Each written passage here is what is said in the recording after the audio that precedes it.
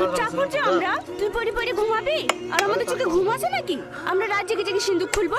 এলে তোর মা 14 বার ফোন করছে, কথা বল। হ্যাঁ মা বলো। কোথায় আছে তুই? এতবার ফোন করে ফোন তুলছিস? এই তো চম্পাতে বাড়ি। এত রাতে চম্পাতে বাড়ি কি করছিস? বাড়ি আসবি নি? বলছে কে? কি আবার তোর বাপ? আজকে মদ খেয়ে এসছে। তাড়াতাড়ি বাড়ি আয়, জোসনা জ্বর এসে ওষুধ আনতে হবে। আসছি, আমি একটু বাড়ি গেল। বাক্সগুলো হয়ে গেলে আমাকে ফোন করবি। ঠিক আছে যা। ভাইপো সকাল অবধি হবে তো? এলো তুমি খোলো। না না ধর।